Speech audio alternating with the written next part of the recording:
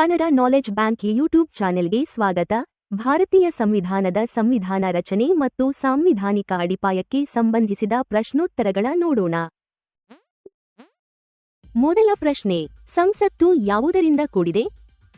ಉತ್ತರದ ಆಯ್ಕೆಗಳು: ರಾಷ್ಟ್ರಪತಿ ಮತ್ತು ಲೋಕಸಭೆ ಮಾತ್ರ. ರಾಷ್ಟ್ರಪತಿ, ರಾಜ್ಯಸಭೆ ಮತ್ತು ಲೋಕಸಭೆ.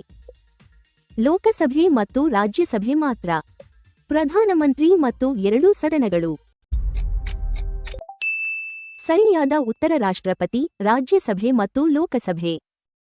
ಅನುಚ್ಛೇದ 79ರ ಪ್ರಕಾರ ರಾಷ್ಟ್ರಪತಿ ಮತ್ತು 2 ಸದನಗಳು ಸಂಸತ್ತಿನ ಅಂಗಗಳಾಗಿವೆ. ಪ್ರಶ್ನೆ ಸಂಖ್ಯೆ 2, ಸಾಮಾನ್ಯ ಮಸೂದೆಯನ್ನು ಎಲ್ಲಿ ಮಂಡಿಸಬಹುದು? ಈ ಆಯ್ಕೆಗಳಿಂದ ಸರಿಯಾದ ಉತ್ತರವನ್ನು ಆರಿಸಿ. ಲೋಕಸಭೆಯಲ್ಲಿ ಮಾತ್ರ. ರಾಜ್ಯಸಭೆಯಲ್ಲಿ ಮಾತ್ರ. ಸಂಸತ್ತಿನ ಯಾವುದಾದರೂ ಸದನದಲ್ಲಿ. ಜಂಟಿ ಅಧಿವೇಶನದಲ್ಲಿ ಮಾತ್ರ. ಉತ್ತರ ಸಂಸತ್ತಿನ ಯಾವುದಾದರೂ ಸದನದಲ್ಲಿ. ಅನುಚ್ಛೇದ 107 ಸಾಮಾನ್ಯ ಮಸೂದೆಯನ್ನು ಯಾವುದಾದರೂ ಸದನದಲ್ಲಿ ಮಂಡಿಸಲು ಅವಕಾಶ ನೀಡುತ್ತದೆ. 10ನೇ ಅನುಸೂಚಿಯನ್ನು ಯಾವ ತಿದ್ದುಪಡಿ ಸೇರಿಸಿತು? 44ನೇ ತಿದ್ದುಪಡಿ, 52ನೇ ತಿದ್ದುಪಡಿ, 61ನೇ ತಿದ್ದುಪಡಿ, 91ನೇ ತಿದ್ದುಪಡಿ,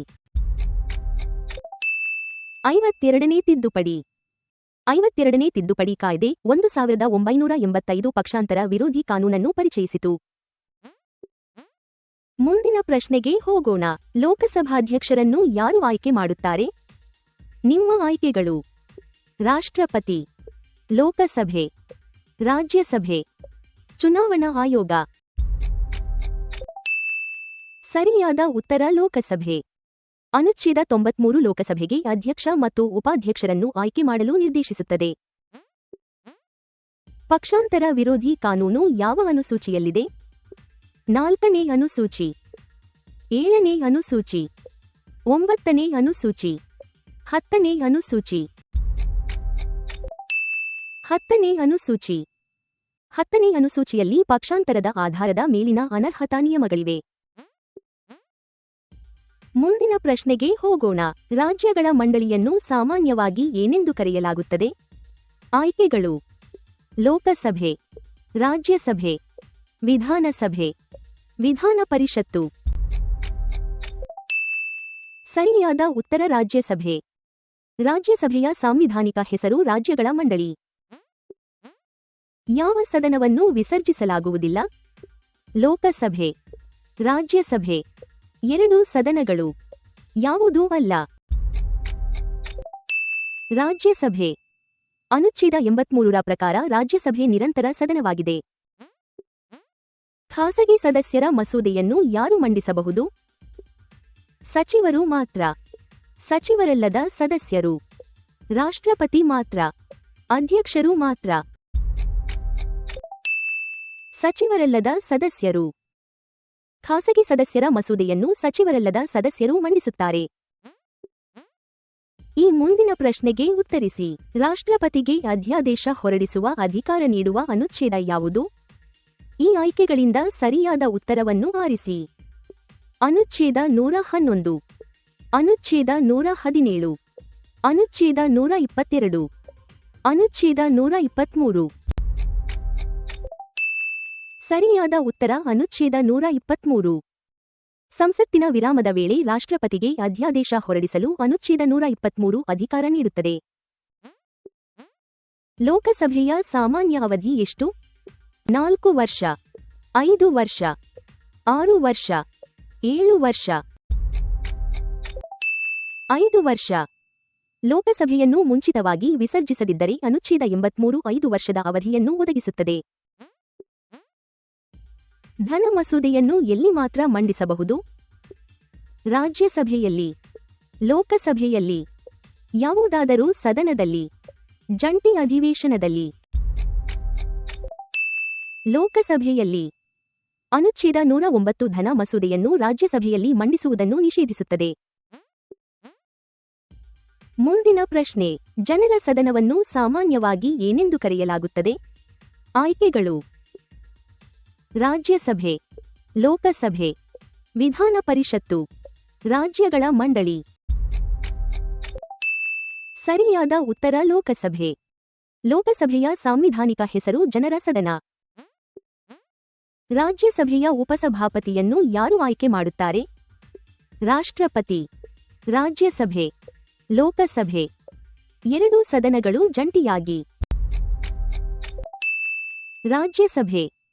ರಾಜ್ಯಸಭೆ ತನ್ನ ಸದಸ್ಯರಲ್ಲೊಬ್ಬರನ್ನು ಉಪಸಭಾಪತಿಯಾಗಿ ಆಯ್ಕೆ ಮಾಡುತ್ತದೆ. ಕೇಂದ್ರ ಬಜೆಟ್ನ ಸಾಂವಿಧಾನಿಕ ಹೆಸರು ಯಾವುದು? ಹಣಕಾಸು ವಿವರ, ವಾರ್ಷಿಕ ಹಣಕಾಸು ವಿವರ, ವಿನಿಯೋಗ ವರದಿ, ಆದಾಯ ಖಾತೆ. ವಾರ್ಷಿಕ ಹಣಕಾಸು ವಿವರ. ಅನುಚ್ಛೇದ 112 ಅದನ್ನು ವಾರ್ಷಿಕ ಹಣಕಾಸು ವಿವರ ಎಂದು ಕರೆಯುತ್ತದೆ. ರಾಜ್ಯಸಭೆಯ ರಚನೆಯನ್ನು ನಿರ್ಧರಿಸುವ ಅನುಚ್ಛೇದ ಯಾವುದು? ಅನುಚ್ಛೇದ 79, ಅನುಚ್ಛೇದ 80, ಅನುಚ್ಛೇದ 81, ಅನುಚ್ಛೇದ 82, ಅನುಚ್ಛೇದ 80. ಅನುಚ್ಛೇದ 80 ರಾಜ್ಯಗಳ ಮಂಡಳಿಯ ರಚನೆಗೆ ಸಂಬಂಧಿಸಿದೆ. ವಾರ್ಷಿಕ ಹಣಕಾಸು ವಿವರಕ್ಕೆ ಸಂಬಂಧಿಸಿದ ಅನುಚ್ಛೇದ ಯಾವುದು? ಅನುಚ್ಛೇದ 110, ಅನುಚ್ಛೇದ 112, ಅನುಚ್ಛೇದ 114, ಅನುಚ್ಛೇದ 116, ಅನುಚ್ಛೇದ 112. ಅನುಚ್ಛೇದ 112 ವಾರ್ಷಿಕ ಹಣಕಾಸು ವಿವರವನ್ನು ಒದಗಿಸುತ್ತದೆ. ಒಂದು ಮಸೂದೆ ಧನ ಮಸೂದೆಯೇ ಎಂಬುದನ್ನು ಯಾರು ಪ್ರಮಾಣೀಕರಿಸುತ್ತಾರೆ? ರಾಷ್ಟ್ರಪತಿ, ಲೋಕಸಭಾಧ್ಯಕ್ಷರು, ಹಣಕಾಸು ಸಚಿವರು, ರಾಜ್ಯಸಭೆಯ ಸಭಾಪತಿ. ಲೋಕಸಭಾಧ್ಯಕ್ಷರು. ಅನುಚ್ಛೇದ 110 ತೀರ್ಮಾನ ಮತ್ತು ಪ್ರಮಾಣಪತ್ರವನ್ನು ಲೋಕಸಭಾಧ್ಯಕ್ಷರಿಗೆ ನೀಡುತ್ತದೆ. ರಾಜ್ಯಸಭೆಯ ಪದನಿಮಿತ್ತ ಸಭಾಪತಿ ಯಾರು? ರಾಷ್ಟ್ರಪತಿ, ಉಪರಾಷ್ಟ್ರಪತಿ, ಪ್ರಧಾನಮಂತ್ರಿ, ಉಪಸಭಾಪತಿ. ಉಪರಾಷ್ಟ್ರಪತಿ. ಅನುಚ್ಛೇದ 89 ಉಪರಾಷ್ಟ್ರಪತಿಯನ್ನು ರಾಜ್ಯಸಭೆಯ ಪದನಿಮಿತ್ತ ಸಭಾಪತಿಯಾಗಿಸುತ್ತದೆ. ರಾಜ್ಯಗಳಿಂದ ಲೋಕಸಭಾ ಸದಸ್ಯರನ್ನು ಹೇಗೆ ಆಯ್ಕೆ ಮಾಡಲಾಗುತ್ತದೆ? ಪರೋಕ್ಷ ಚುನಾವಣೆಯಿಂದ, ನೇರ ಚುನಾವಣೆಯಿಂದ, ರಾಷ್ಟ್ರಪತಿಯ ನಾಮನಿರ್ದೇಶನದಿಂದ, ರಾಜ್ಯಪಾಲರಿಂದ. ನೇರ ಚುನಾವಣೆಯಿಂದ. ಅನುಚ್ಛೇದ 81 ರಾಜ್ಯಗಳ ಪ್ರಾದೇಶಿಕ ಕ್ಷೇತ್ರಗಳಿಂದ ನೇರ ಚುನಾವಣೆಯನ್ನು ಒದಗಿಸುತ್ತದೆ. ಲೋಕಸಭಾ ಸದಸ್ಯತ್ವಕ್ಕೆ ಕನಿಷ್ಠ ವಯಸ್ಸು ಎಷ್ಟು? 21 ವರ್ಷ, 25 ವರ್ಷ, 30 ವರ್ಷ, 35 ವರ್ಷ. 25 ವರ್ಷ. ಅನುಚ್ಛೇದ 84 ಲೋಕಸಭಾ ಅಭ್ಯರ್ಥಿಗೆ ಕನಿಷ್ಠ 25 ವರ್ಷ ವಯಸ್ಸು ಅಗತ್ಯವೆಂದು ಹೇಳುತ್ತದೆ. ಸಂಸತ್ತಿನ ಯಾವುದಾದರೂ ಸದನದ ಕೋರಂ ಎಷ್ಟು? 5ರಲ್ಲಿ 1 ಭಾಗ, 10ರಲ್ಲಿ 1 ಭಾಗ, 3ರಲ್ಲಿ 1 ಭಾಗ, ಸದನದ ಅರ್ಧ ಭಾಗ. 10ರಲ್ಲಿ 1 ಭಾಗ. ಸಂಸತ್ತು ಬೇರೆ ರೀತಿಯಲ್ಲಿ ನಿಗದಿಪಡಿಸದಿದ್ದರೆ ಅನುಚ್ಛೇದ 100 ಒಟ್ಟು ಸದಸ್ಯರ 10ರಲ್ಲಿ 1 ಭಾಗವನ್ನು ಕೋರಂ ಎಂದು ನಿಗದಿಪಡಿಸುತ್ತದೆ. ರಾಜ್ಯಸಭಾ ಸದಸ್ಯತ್ವಕ್ಕೆ ಕನಿಷ್ಠ ವಯಸ್ಸು ಎಷ್ಟು? 21 ವರ್ಷ, 25 ವರ್ಷ, 30 ವರ್ಷ, 35 ವರ್ಷ. 30 ವರ್ಷ. ಅನುಚ್ಛೇದ 84 ರಾಜ್ಯಸಭಾ ಅಭ್ಯರ್ಥಿಗೆ ಕನಿಷ್ಠ 30 ವರ್ಷ ವಯಸ್ಸು ಅಗತ್ಯವೆಂದು ಹೇಳುತ್ತದೆ. ರಾಜ್ಯಸಭೆಗೆ ರಾಷ್ಟ್ರಪತಿ ಎಷ್ಟು ಸದಸ್ಯರನ್ನು ನಾಮನಿರ್ದೇಶನ ಮಾಡಬಹುದು? 2, 10, 12, 14. 12. ಅನುಚ್ಛೇದ 80ರ ಪ್ರಕಾರ ರಾಷ್ಟ್ರಪತಿ 12 ಸದಸ್ಯರನ್ನು ನಾಮನಿರ್ದೇಶನ ಮಾಡಬಹುದು. ಮತಗಳು ಸಮವಾಗಿ ವಿಭಜನೆಯಾದಾಗ ನಿರ್ಣಾಯಕ ಮತ ಯಾರಿಗಿದೆ? ಪ್ರಧಾನಮಂತ್ರಿ. ಅಧ್ಯಕ್ಷತೆ ವಹಿಸುವ ಅಧಿಕಾರಿ. ವಿರೋಧ ಪಕ್ಷದ ನಾಯಕ. ರಾಷ್ಟ್ರಪತಿ. ಅಧ್ಯಕ್ಷತೆ ವಹಿಸುವ ಅಧಿಕಾರಿ. ಸಭಾಪತಿ ಅಥವಾ ಅಧ್ಯಕ್ಷರು ಸಾಮಾನ್ಯವಾಗಿ ಸಮಮತ ಉಂಟಾದಾಗ ಮಾತ್ರ ನಿರ್ಣಾಯಕ ಮತ ಚಲಾಯಿಸುತ್ತಾರೆ. ಈಗ ಮುಂದಿನ ಪ್ರಶ್ನೆ. ಬಜೆಟ್ ಪ್ರಕ್ರಿಯೆ ಪೂರ್ಣಗೊಳ್ಳುವವರೆಗೆ ಹಣಕಾಸು ವರ್ಷದ 1 ಭಾಗಕ್ಕೆ ಮುಂಗಡ ಹಣ ಒದಗಿಸುವ ಅನುದಾನ ಯಾವುದು? ನಿಮ್ಮ ಆಯ್ಕೆಗಳು: ಅಸಾಧಾರಣ ಅನುದಾನ, ಲೆಕ್ಕಾನುದಾನ, ಹೆಚ್ಚುವರಿ ಅನುದಾನ, ಪೂರಕ ಅನುದಾನ. ಸರಿಯಾದ ಉತ್ತರ ಲೆಕ್ಕಾನುದಾನ. ಅನುಚ್ಛೇದ 116 ಲೆಕ್ಕಾನುದಾನವನ್ನು ಮುಂಗಡ ಅನುದಾನವೆಂದು ವಿವರಿಸುತ್ತದೆ. ಧನ ಮಸೂದೆಯನ್ನು ವ್ಯಾಖ್ಯಾನಿಸುವ ಅನುಚ್ಛೇದ ಯಾವುದು? ಅನುಚ್ಛೇದ 109, ಅನುಚ್ಛೇದ 110, ಅನುಚ್ಛೇದ 111, ಅನುಚ್ಛೇದ 117. ಅನುಚ್ಛೇದ 110. ಅನುಚ್ಛೇದ 110 ಒಂದು ಮಸೂದೆಯನ್ನು ಧನ ಮಸೂದೆಯಾಗಿಸುವ ವಿಷಯಗಳನ್ನು ಪಟ್ಟಿ ಮಾಡುತ್ತದೆ. ಅಸಾಧಾರಣ ಅನುದಾನವೆಂದರೆ ಪ್ರತಿ ವರ್ಷದ ಪ್ರಸ್ತುತ ಸೇವೆಯ ಭಾಗವಾಗಿರುವ ಅನುದಾನ. ಯಾವುದೇ ಹಣಕಾಸು ವರ್ಷದ ಪ್ರಸ್ತುತ ಸೇವೆಯ ಭಾಗವಾಗದ ಅನುದಾನ. ರಾಜ್ಯಸಭೆಯಿಂದ ಮಾತ್ರ ಮತದಾನಗೊಳ್ಳುವ ಅನುದಾನ. ವಿನಿಯೋಗ ಕಾಯ್ದೆಯಿಲ್ಲದೆ ನೀಡುವ ಅನುದಾನ. ಯಾವುದೇ ಹಣಕಾಸು ವರ್ಷದ ಪ್ರಸ್ತುತ ಸೇವೆಯ ಭಾಗವಾಗದ ಅನುದಾನ. ಅನುಚ್ಛೇದ 116 ಅಸಾಧಾರಣ ಅನುದಾನವನ್ನು ಯಾವುದೇ ಹಣಕಾಸು ವರ್ಷದ ಪ್ರಸ್ತುತ ಸೇವೆಗೆ ಸೇರದ ಅನುದಾನವೆಂದು ವ್ಯಾಖ್ಯಾನಿಸುತ್ತದೆ. ಈಗ ಮುಂದಿನ ಪ್ರಶ್ನೆ. ಸಾಮಾನ್ಯ ಮಸೂದೆ ಯಾವಾಗ ಅಂಗೀಕರಿಸಲ್ಪಡುತ್ತದೆ? ಉತ್ತರದ ಆಯ್ಕೆಗಳು. ಲೋಕಸಭೆ ಮಾತ್ರ ಅನುಮೋದಿಸಿದಾಗ, ಎರಡೂ ಸದನಗಳು ಒಂದೇ ಪಠ್ಯಕ್ಕೆ ಒಪ್ಪಿದಾಗ, ರಾಷ್ಟ್ರಪತಿ ಅದನ್ನು ಮಂಡಿಸಿದಾಗ, ರಾಜ್ಯಸಭೆ ಶಿಫಾರಸು ಮಾಡಿದಾಗ. ಸರಿಯಾದ ಉತ್ತರ ಎರಡೂ ಸದನಗಳು ಒಂದೇ ಪಠ್ಯಕ್ಕೆ ಒಪ್ಪಿದಾಗ. ಸಂವಿಧಾನದ ವಿಶೇಷ ವಿಧಾನಗಳಿಗೆ ಒಳಪಟ್ಟಂತೆ ಅನುಚ್ಛೇದ 107 ಎರಡೂ ಸದನಗಳ ಒಪ್ಪಿಗೆಯನ್ನು ಅಗತ್ಯಪಡಿಸುತ್ತದೆ. ಈ ಮುಂದಿನ ಪ್ರಶ್ನೆಗೆ ಉತ್ತರಿಸಿ. ಅನುದಾನ ಬೇಡಿಕೆಗಳನ್ನು ಯಾವ ಸದನಕ್ಕೆ ಸಲ್ಲಿಸಲಾಗುತ್ತದೆ? ಉತ್ತರದ ಆಯ್ಕೆಗಳು. ರಾಜ್ಯಸಭೆಗೆ, ಲೋಕಸಭೆಗೆ, ಎರಡೂ ಸದನಗಳಿಗೆ ಜಂಟಿಯಾಗಿ, ರಾಷ್ಟ್ರಪತಿಗೆ ಮಾತ್ರ. ಉತ್ತರ ಲೋಕಸಭೆಗೆ. ಅನುಚ್ಛೇದ 113 ಮತದಾನಕ್ಕೆ ಒಳಪಡುವ ವೆಚ್ಚವನ್ನು ಅನುದಾನ ಬೇಡಿಕೆಗಳಾಗಿ ಲೋಕಸಭೆಗೆ ಸಲ್ಲಿಸುತ್ತದೆ. ಮುಂದಿನ ಪ್ರಶ್ನೆ. ಸಂಸತ್ತಿನ ಜಂಟಿ ಅಧಿವೇಶನವನ್ನು ಯಾರು ಕರೆಯುತ್ತಾರೆ? ಆಯ್ಕೆಗಳು. ಲೋಕಸಭಾಧ್ಯಕ್ಷರು, ರಾಷ್ಟ್ರಪತಿ, ಪ್ರಧಾನಮಂತ್ರಿ, ಭಾರತದ ಮುಖ್ಯ ನ್ಯಾಯಮೂರ್ತಿ. ಸರಿಯಾದ ಉತ್ತರ ರಾಷ್ಟ್ರಪತಿ. ಜಂಟಿ ಅಧಿವೇಶನಕ್ಕಾಗಿ ರಾಷ್ಟ್ರಪತಿ ಎರಡೂ ಸದನಗಳನ್ನು ಕರೆಯುತ್ತಾರೆ. ಈಗ ಮುಂದಿನ ಪ್ರಶ್ನೆ. ವಾರ್ಷಿಕ ಹಣಕಾಸು ವಿವರವನ್ನು ಯಾರ ಮುಂದೆ ಇಡಲಾಗುತ್ತದೆ? ಆಯ್ಕೆಗಳು. ಲೋಕಸಭೆಯ ಮುಂದೆ ಮಾತ್ರ, ರಾಜ್ಯಸಭೆಯ ಮುಂದೆ ಮಾತ್ರ, ಸಂಸತ್ತಿನ ಎರಡೂ ಸದನಗಳ ಮುಂದೆ, ಹಣಕಾಸು ಆಯೋಗದ ಮುಂದೆ.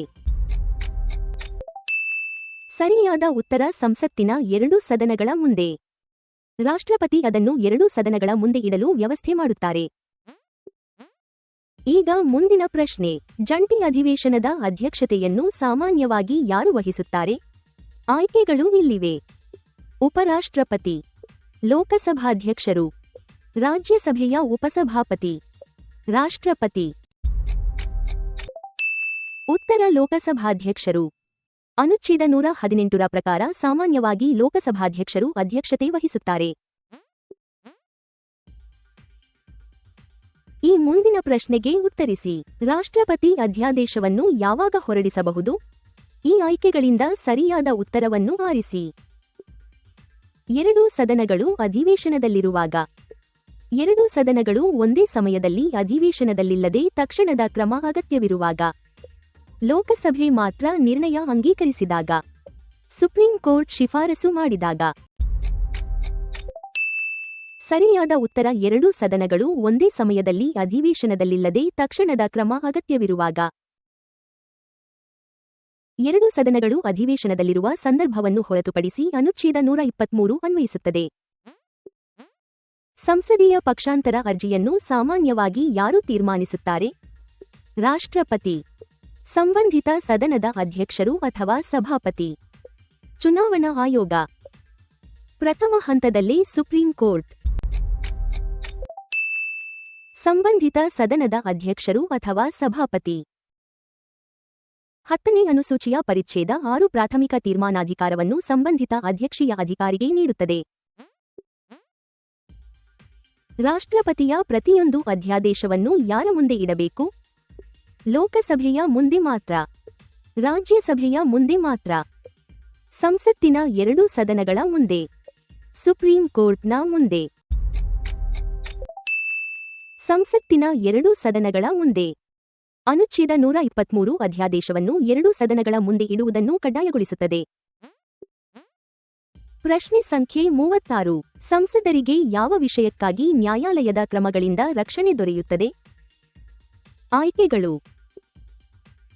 ಎಲ್ಲೆಡೆ ಮಾಡಿದ ಪ್ರತಿಯೊಂದು ಹೇಳಿಕೆಗಾಗಿ, ಸಂಸತ್ತು ಅಥವಾ ಅದರ ಸಮಿತಿಗಳಲ್ಲಿ ಹೇಳಿದ ಮಾತು ಅಥವಾ ನೀಡಿದ ಮತಕ್ಕಾಗಿ, ಎಲ್ಲ ಅಪರಾಧ ಕೃತ್ಯಗಳಿಗಾಗಿ, ಪಕ್ಷದ ಸಭೆಯಲ್ಲಿ ಮಾಡಿದ ಹೇಳಿಕೆಗಾಗಿ. ಸರಿಯಾದ ಉತ್ತರ ಸಂಸತ್ತು ಅಥವಾ ಅದರ ಸಮಿತಿಗಳಲ್ಲಿ ಹೇಳಿದ ಮಾತು ಅಥವಾ ನೀಡಿದ ಮತಕ್ಕಾಗಿ. ಅನುಚ್ಛೇದ 105 ಸಂಸದೀಯ ಭಾಷಣ ಮತ್ತು ಮತದಾನಕ್ಕೆ ರಕ್ಷಣೆ ನೀಡುತ್ತದೆ. ಪಕ್ಷದ ಸದಸ್ಯರು ಸ್ವಯಂ ಪ್ರೇರಿತವಾಗಿ ಏನು ಮಾಡಿದರೆ ಅನರ್ಹರಾಗಬಹುದು? ಪಕ್ಷದ ಸದಸ್ಯತ್ವವನ್ನು ತ್ಯಜಿಸಿದರೆ, ಒಂದು ಸಮಿತಿ ಸಭೆಗೆ ಗೈರಾದರೆ, ನೀತಿಯನ್ನು ಖಾಸಗಿಯಾಗಿ ಟೀಕಿಸಿದರೆ, ಮರುಚುನಾವಣೆಗೆ ಸ್ಪರ್ಧಿಸಿದರೆ. ಪಕ್ಷದ ಸದಸ್ಯತ್ವವನ್ನು ತ್ಯಜಿಸಿದರೆ. 10ನೇ ಅನುಸೂಚಿಯ ಪರಿಚ್ಛೇದ 2 ಸ್ವಯಂ ಪ್ರೇರಿತವಾಗಿ ಪಕ್ಷದ ಸದಸ್ಯತ್ವ ತ್ಯಜಿಸುವುದನ್ನು ಒಳಗೊಂಡಿದೆ. ಮುಂದಿನ ಪ್ರಶ್ನೆ. ಸಂಸತ್ತಿನಲ್ಲಿನ ವಾಕ್ ಸ್ವಾತಂತ್ರ್ಯವನ್ನು ಯಾವ ಅನುಚ್ಛೇದ ರಕ್ಷಿಸುತ್ತದೆ? ಉತ್ತರದ ಆಯ್ಕೆಗಳು. ಅನುಚ್ಛೇದ 100, ಅನುಚ್ಛೇದ 102, ಅನುಚ್ಛೇದ 105, ಅನುಚ್ಛೇದ 110. ಸರಿಯಾದ ಉತ್ತರ ಅನುಚ್ಛೇದ 105. ಸಂವಿಧಾನ ಮತ್ತು ಸದನದ ನಿಯಮಗಳಿಗೆ ಒಳಪಟ್ಟಂತೆ ಅನುಚ್ಛೇದ 105 ಸಂಸದೀಯ ವಾಕ್ ಸ್ವಾತಂತ್ರ್ಯವನ್ನು ರಕ್ಷಿಸುತ್ತದೆ. ಈಗ ಮುಂದಿನ ಪ್ರಶ್ನೆ. ಸಂಸತ್ತಿನ ಸದನಗಳನ್ನು ಯಾರು ಕರೆಯುತ್ತಾರೆ ಮತ್ತು ಮುಂದೂಡುತ್ತಾರೆ? ಆಯ್ಕೆಗಳು. ಪ್ರಧಾನಮಂತ್ರಿ, ರಾಷ್ಟ್ರಪತಿ, ಲೋಕಸಭಾಧ್ಯಕ್ಷರು ಮಾತ್ರ, ಭಾರತದ ಮುಖ್ಯ ನ್ಯಾಯಮೂರ್ತಿ. ಸರಿಯಾದ ಉತ್ತರ ರಾಷ್ಟ್ರಪತಿ. ಅನುಚ್ಛೇದ 85 ಸದನಗಳನ್ನು ಕರೆಯುವ ಮತ್ತು ಅಧಿವೇಶನವನ್ನು ಮುಂದೂಡುವ ಅಧಿಕಾರವನ್ನು ರಾಷ್ಟ್ರಪತಿಗೆ ನೀಡುತ್ತದೆ. ಈಗ ಮುಂದಿನ ಪ್ರಶ್ನೆ. ವಿಲೀನ ವಿನಾಯಿತಿಗೆ ಕನಿಷ್ಠ ಎಷ್ಟು ಶಾಸನ ಪಕ್ಷದ ಸದಸ್ಯರ ಒಪ್ಪಿಗೆ ಅಗತ್ಯ? ಉತ್ತರದ ಆಯ್ಕೆಗಳು. 3ರಲ್ಲಿ 1 ಭಾಗ, ಅರ್ಧ ಭಾಗ, 3ರಲ್ಲಿ 2 ಭಾಗ, ಸದನದ 4ರಲ್ಲಿ 3 ಭಾಗ. ಮತ್ತು ಸರಿಯಾದ ಉತ್ತರ 3ರಲ್ಲಿ 2 ಭಾಗ. ಕನಿಷ್ಠ 3ರಲ್ಲಿ 2 ಭಾಗ ಸದಸ್ಯರು ಒಪ್ಪಿದಾಗ ಮಾತ್ರ ಪರಿಚ್ಛೇದ 4 ವಿಲೀನವನ್ನು ಮಾನ್ಯಗೊಳಿಸುತ್ತದೆ. ಮುಂದಿನ ಪ್ರಶ್ನೆ. ಧನ ಮಸೂದೆಯ ಕುರಿತು ರಾಜ್ಯಸಭೆ ಏನು ಮಾಡಬಹುದು? ಈ ಆಯ್ಕೆಗಳಿಂದ ಸರಿಯಾದ ಉತ್ತರವನ್ನು ಆರಿಸಿ. ಶಾಶ್ವತವಾಗಿ ತಿರಸ್ಕರಿಸಬಹುದು, ತಿದ್ದುಪಡಿಗಳನ್ನು ಶಿಫಾರಸು ಮಾಡಬಹುದು, ಲೋಕಸಭೆಯ ಒಪ್ಪಿಗೆಯಿಲ್ಲದೆ ತಿದ್ದುಪಡಿ ಮಾಡಬಹುದು, ರಾಜ್ಯ ವಿಧಾನಮಂಡಲಕ್ಕೆ ಕಳುಹಿಸಬಹುದು.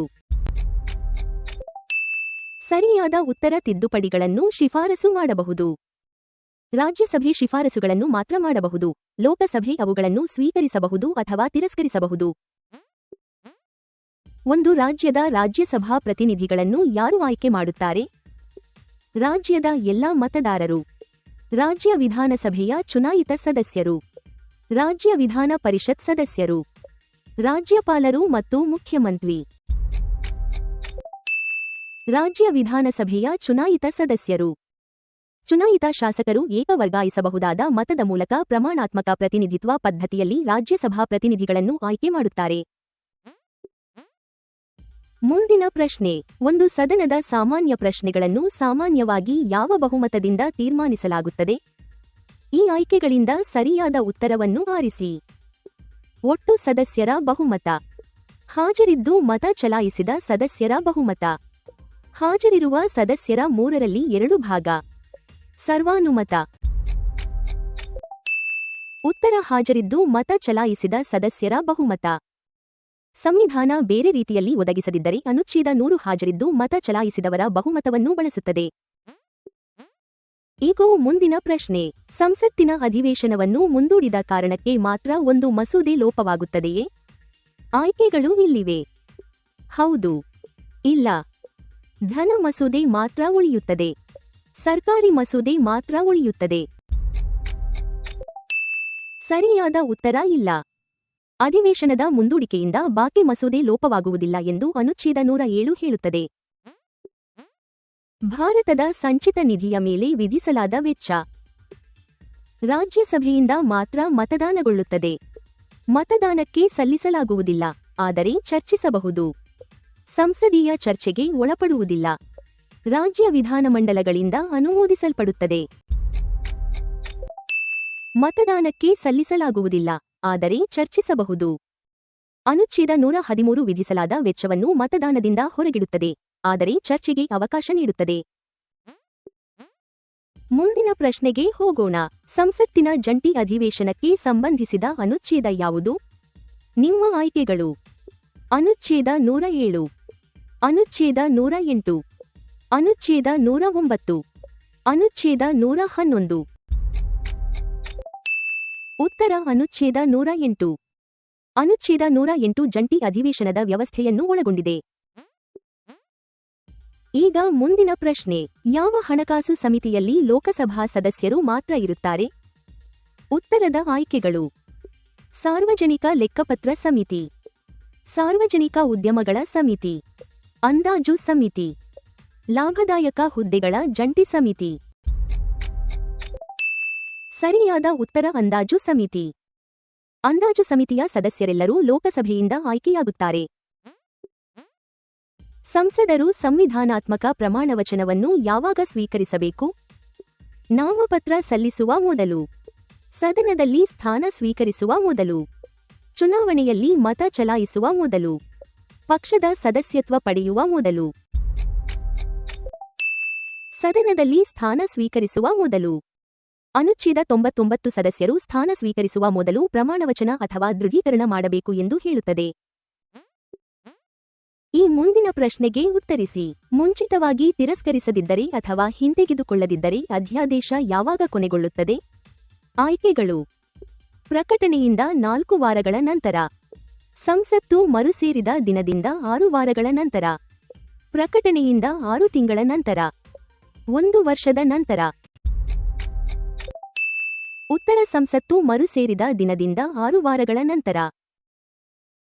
ಮರುಸೇರಿಕೆಯ ನಂತರ ಅಧ್ಯಾದೇಶದ ಸಾಂವಿಧಾನಿಕ ಅವಧಿ 6 ವಾರಗಳು. ಪ್ರಶ್ನೆ ಸಂಖ್ಯೆ 50. ಒಂದು ಮಸೂದೆ ಯಾವಾಗ ಮಾತ್ರ ಧನ ಮಸೂದೆಯಾಗುತ್ತದೆ? ನಿಮ್ಮ ಆಯ್ಕೆಗಳು: ಹಣಕ್ಕೆ ಸಂಬಂಧಿಸಿದ ಯಾವುದಾದರೂ ನಿಬಂಧನೆ ಇದ್ದರೆ, ಅನುಚ್ಛೇದ 110ರ ವಿಷಯಗಳು ಮತ್ತು ಅವುಗಳಿಗೆ ಪೂರಕ ವಿಷಯಗಳನ್ನು ಮಾತ್ರ ಒಳಗೊಂಡಿದ್ದರೆ, ದಂಡ ವಿಧಿಸುವ ವಿಧಿ ಇದ್ದರೆ, ಸರ್ಕಾರಿ ವೆಚ್ಚದ ವಿವರ ಇದ್ದರೆ. ಸರಿಯಾದ ಉತ್ತರ ಅನುಚ್ಛೇದ 110ರ ವಿಷಯಗಳು ಮತ್ತು ಅವುಗಳಿಗೆ ಪೂರಕ ವಿಷಯಗಳನ್ನು ಮಾತ್ರ ಒಳಗೊಂಡಿದ್ದರೆ. ಸಾಂವಿಧಾನಿಕ ವ್ಯಾಖ್ಯಾನವು ಪಟ್ಟಿ ಮಾಡಲಾದ ಹಣಕಾಸು ವಿಷಯಗಳು ಮತ್ತು ಅವುಗಳಿಗೆ ಪೂರಕ ವಿಷಯಗಳನ್ನು ಮಾತ್ರ ಅಗತ್ಯಪಡಿಸುತ್ತದೆ. ಈಗ ಮುಂದಿನ ಪ್ರಶ್ನೆ: ಜಂಟಿ ಅಧಿವೇಶನದಲ್ಲಿ ಮಸೂದೆಯನ್ನು ಸಾಮಾನ್ಯವಾಗಿ ಯಾವ ಬಹುಮತದಿಂದ ಅಂಗೀಕರಿಸಲಾಗುತ್ತದೆ? ಆಯ್ಕೆಗಳು ಇಲ್ಲಿವೆ. ಸಂಸತ್ತಿನ ಒಟ್ಟು ಸದಸ್ಯರ ಬಹುಮತ, ಹಾಜರಿದ್ದು ಮತ ಚಲಾಯಿಸಿದ ಸದಸ್ಯರ ಬಹುಮತ, ಪ್ರತಿಯೊಂದು ಸದನದ 3ರಲ್ಲಿ 2 ಭಾಗದ ಪ್ರತ್ಯೇಕ ಬಹುಮತ, ಸರ್ವಾನುಮತ. ಉತ್ತರ ಹಾಜರಿದ್ದು ಮತ ಚಲಾಯಿಸಿದ ಸದಸ್ಯರ ಬಹುಮತ. ಅನುಚ್ಛೇದ 108 2 ಸದನಗಳ ಹಾಜರಿದ್ದು ಮತ ಚಲಾಯಿಸಿದ ಸದಸ್ಯರ ಬಹುಮತವನ್ನು ಅನ್ವಯಿಸುತ್ತದೆ. ಮುಂದಿನ ಪ್ರಶ್ನೆಗೆ ಹೋಗೋಣ. ಲೋಕಸಭಾಧ್ಯಕ್ಷರು ತಮ್ಮ ರಾಜೀನಾಮೆಯನ್ನು ಯಾರಿಗೆ ಸಲ್ಲಿಸುತ್ತಾರೆ? ಈ ಆಯ್ಕೆಗಳಿಂದ ಸರಿಯಾದ ಉತ್ತರವನ್ನು ಆರಿಸಿ. ರಾಷ್ಟ್ರಪತಿಗೆ, ಪ್ರಧಾನಮಂತ್ರಿಗೆ, ಲೋಕಸಭೆಯ ಉಪಾಧ್ಯಕ್ಷರಿಗೆ, ರಾಜ್ಯಸಭೆಯ ಸಭಾಪತಿಗೆ. ಮತ್ತು ಸರಿಯಾದ ಉತ್ತರ ಲೋಕಸಭೆಯ ಉಪಾಧ್ಯಕ್ಷರಿಗೆ. ಅನುಚ್ಛೇದ 94ರ ಪ್ರಕಾರ ಅಧ್ಯಕ್ಷರು ತಮ್ಮ ರಾಜೀನಾಮೆಯನ್ನು ಉಪಾಧ್ಯಕ್ಷರಿಗೆ ಸಲ್ಲಿಸುತ್ತಾರೆ. ಪ್ರಶ್ನೆ ಸಂಖ್ಯೆ 53. ಅನುಚ್ಛೇದ 80ರ ಅಡಿಯಲ್ಲಿ ರಾಜ್ಯಸಭೆಯ ಗರಿಷ್ಠ ಸದಸ್ಯ ಸಂಖ್ಯೆ ಎಷ್ಟು? ಉತ್ತರದ ಆಯ್ಕೆಗಳು: 238, 245, 250, 252. ಮತ್ತು ಸರಿಯಾದ ಉತ್ತರ 250. ರಾಜ್ಯಸಭೆಯಲ್ಲಿ ಗರಿಷ್ಠ 250 ಸದಸ್ಯರು ಇರಬಹುದು. 12 ನಾಮನಿರ್ದೇಶಿತರು ಮತ್ತು ಗರಿಷ್ಠ 238 ಪ್ರತಿನಿಧಿಗಳು. ರಾಷ್ಟ್ರಪತಿಯ ಅಧ್ಯಾದೇಶಕ್ಕೆ ಯಾವುದಕ್ಕೆ ಸಮಾನ ಬಲ ಮತ್ತು ಪರಿಣಾಮ ಇರುತ್ತದೆ? ಸಂಸದೀಯ ನಿಯಮಕ್ಕೆ, ಸಂಸತ್ತಿನ ಕಾಯ್ದೆಗೆ, ಸಂವಿಧಾನ ತಿದ್ದುಪಡಿಗೆ, ನ್ಯಾಯಾಂಗ ಆದೇಶಕ್ಕೆ. ಸಂಸತ್ತಿನ ಕಾಯ್ದೆಗೆ ಸಾಂವಿಧಾನಿಕ ಮಿತಿಗಳಿಗೆ ಒಳಪಟ್ಟಂತೆ ಅನುಚ್ಛೇದ 123 ಅಧ್ಯಾದೇಶಕ್ಕೆ ಸಂಸತ್ತಿನ ಕಾಯ್ದೆಯ ಬಲ ಮತ್ತು ಪರಿಣಾಮ ನೀಡುತ್ತದೆ. ಸದಸ್ಯ ಸ್ಥಾನಗಳು ಖಾಲಿಯಾಗಿದ್ದರೂ ಸದನವು ಕಾರ್ಯನಿರ್ವಹಿಸಬಹುದೇ? ಇಲ್ಲ. ಹೌದು. ತುರ್ತು ಪರಿಸ್ಥಿತಿಯಲ್ಲಿ ಮಾತ್ರ. ರಾಷ್ಟ್ರಪತಿಯ ಅನುಮತಿಯೊಂದಿಗೆ ಮಾತ್ರ. ಹೌದು. ಅನುಚ್ಛೇದ 100 ಖಾಲಿ ಸ್ಥಾನಗಳಿದ್ದರೂ ಪ್ರತಿಯೊಂದು ಸದನಕ್ಕೆ ಕಾರ್ಯನಿರ್ವಹಿಸಲು ಅವಕಾಶ ನೀಡುತ್ತದೆ. ಈಗ ಮುಂದಿನ ಪ್ರಶ್ನೆ. ಸ್ವತಂತ್ರ ಅಭ್ಯರ್ಥಿಯಾಗಿ ಆಯ್ಕೆಯಾದ ಸದಸ್ಯರು ಚುನಾವಣೆಯ ನಂತರ ಏನು ಮಾಡಿದರೆ ಅನರ್ಹರಾಗುತ್ತಾರೆ? ನಿಮ್ಮ ಆಯ್ಕೆಗಳು: ರಾಜಕೀಯ ಪಕ್ಷಕ್ಕೆ ಸೇರಿದರೆ, ಸಮಿತಿಯಲ್ಲಿ ಮತ ಚಲಾಯಿಸಿದರೆ, ಸರ್ಕಾರಿ ಮಸೂದೆಯನ್ನು ಬೆಂಬಲಿಸಿದರೆ, ಒಂದು ದಿನ ಗೈರಾದರೆ. ಉತ್ತರ: ರಾಜಕೀಯ ಪಕ್ಷಕ್ಕೆ ಸೇರಿದರೆ. ಸ್ವತಂತ್ರ ಸದಸ್ಯರು ಚುನಾವಣೆಯ ನಂತರ ಯಾವುದೇ ರಾಜಕೀಯ ಪಕ್ಷಕ್ಕೆ ಸೇರಬಾರದು. ನಿಯಂತ್ರಕ ಮತ್ತು ಮಹಾಲೆಕ್ಕ ಪರಿಶೋಧಕರ ವರದಿಗಳನ್ನು ಮುಖ್ಯವಾಗಿ ಪರಿಶೀಲಿಸುವ ಸಮಿತಿ ಯಾವುದು? ಅಂದಾಜು ಸಮಿತಿ, ಸಾರ್ವಜನಿಕ ಲೆಕ್ಕಪತ್ರ ಸಮಿತಿ, ವ್ಯವಹಾರ ಸಲಹಾ ಸಮಿತಿ, ನಿಯಮಗಳ ಸಮಿತಿ. ಸಾರ್ವಜನಿಕ ಲೆಕ್ಕಪತ್ರ ಸಮಿತಿ. ಸಾರ್ವಜನಿಕ ಲೆಕ್ಕಪತ್ರ ಸಮಿತಿ ಸಾರ್ವಜನಿಕ ವೆಚ್ಚ ಮತ್ತು ನಿಯಂತ್ರಕ ಹಾಗೂ ಮಹಾಲೆಕ್ಕ ಪರಿಶೋಧಕರ ವರದಿಗಳನ್ನು ಪರಿಶೀಲಿಸುತ್ತದೆ. ಕೆಳಗಿನ ಯಾವುದನ್ನು ವಿಧಿಸುವುದರಿಂದ ಮಾತ್ರ ಒಂದು ಮಸೂದೆ ಧನ ಮಸೂದೆಯಾಗುವುದಿಲ್ಲ? ಕೇಂದ್ರ ತೆರಿಗೆ, ದಂಡ ಅಥವಾ ಪರವಾನಗಿ ಶುಲ್ಕ, ಸಂಚಿತ ನಿಧಿಯಿಂದ ವಿನಿಯೋಗ, ಸರ್ಕಾರಿ ಸಾಲ ನಿಯಂತ್ರಣ. ದಂಡ ಅಥವಾ ಪರವಾನಗಿ ಶುಲ್ಕ. ಅನುಚ್ಛೇದ 110 ದಂಡಗಳು ಮತ್ತು ಸಾಮಾನ್ಯ ಶುಲ್ಕಗಳನ್ನು ಮಾತ್ರ ಧನ ಮಸೂದೆ ಸ್ಥಾನಮಾನಕ್ಕೆ ಆಧಾರವೆಂದು ಪರಿಗಣಿಸುವುದಿಲ್ಲ. ಲೋಕಸಭೆಯ ಉಪಾಧ್ಯಕ್ಷರು ತಮ್ಮ ರಾಜೀನಾಮೆಯನ್ನು ಯಾರಿಗೆ ಸಲ್ಲಿಸುತ್ತಾರೆ? ಲೋಕಸಭಾಧ್ಯಕ್ಷರಿಗೆ, ರಾಷ್ಟ್ರಪತಿಗೆ, ಪ್ರಧಾನಮಂತ್ರಿಗೆ, ರಾಜ್ಯಸಭೆಯ ಉಪಸಭಾಪತಿಗೆ. ಲೋಕಸಭಾಧ್ಯಕ್ಷರಿಗೆ. ಅನುಚ್ಛೇದ 94ರ ಪ್ರಕಾರ ಉಪಾಧ್ಯಕ್ಷರು ತಮ್ಮ ರಾಜೀನಾಮೆಯನ್ನು ಅಧ್ಯಕ್ಷರಿಗೆ ಸಲ್ಲಿಸುತ್ತಾರೆ. ಸಂಸತ್ತಿನ 2 ಅಧಿವೇಶನಗಳ ನಡುವೆ ಗರಿಷ್ಠ ಸಾಂವಿಧಾನಿಕ ಅಂತರ ಎಷ್ಟು? 3 ತಿಂಗಳು, 4 ತಿಂಗಳು, 6 ತಿಂಗಳು, 1 ವರ್ಷ. 6 ತಿಂಗಳು. ಅನುಚ್ಛೇದ 85ರ ಪ್ರಕಾರ ಸತತ ಅಧಿವೇಶನಗಳ ಸಂಬಂಧಿತ ಕೂಟಗಳ ನಡುವೆ 6 ತಿಂಗಳಿಗಿಂತ ಹೆಚ್ಚು ಅಂತರ ಇರಬಾರದು. ಈ ಮುಂದಿನ ಪ್ರಶ್ನೆಗೆ ಉತ್ತರಿಸಿ. ರಾಜ್ಯಸಭೆಯ ಉಪಸಭಾಪತಿ ತಮ್ಮ ರಾಜೀನಾಮೆಯನ್ನು ಯಾರಿಗೆ ಸಲ್ಲಿಸುತ್ತಾರೆ? ಆಯ್ಕೆಗಳು: ರಾಷ್ಟ್ರಪತಿಗೆ, ರಾಜ್ಯಸಭೆಯ ಸಭಾಪತಿಗೆ, ಲೋಕಸಭಾಧ್ಯಕ್ಷರಿಗೆ, ಪ್ರಧಾನಮಂತ್ರಿಗೆ. ಸರಿಯಾದ ಉತ್ತರ: ರಾಜ್ಯಸಭೆಯ ಸಭಾಪತಿಗೆ. ಅನುಚ್ಛೇದ 90ರ ಪ್ರಕಾರ ರಾಜೀನಾಮೆಯನ್ನು ಸಭಾಪತಿಗೆ ಸಲ್ಲಿಸಬೇಕು. ಧನ ಮಸೂದೆಯನ್ನು ಹಿಂತಿರುಗಿಸಲು ರಾಜ್ಯಸಭೆಗೆ ಎಷ್ಟು ದಿನಗಳ ಕಾಲಾವಕಾಶವಿದೆ? 7 ದಿನಗಳು, 14 ದಿನಗಳು, 30 ದಿನಗಳು, 6 ತಿಂಗಳು. 14 ದಿನಗಳು. ಅನುಚ್ಛೇದ 109 ರಾಜ್ಯಸಭೆಗೆ 14 ದಿನಗಳ ಕಾಲಾವಕಾಶ ನೀಡುತ್ತದೆ. ಈಗ ಮುಂದಿನ ಪ್ರಶ್ನೆ. ಲೋಕಸಭೆ ವಿಸರ್ಜನೆಯಾದ ನಂತರ ಲೋಕಸಭಾಧ್ಯಕ್ಷರು ಯಾವವರೆಗೆ ಹುದ್ದೆಯಲ್ಲಿ ಮುಂದುವರಿಯುತ್ತಾರೆ?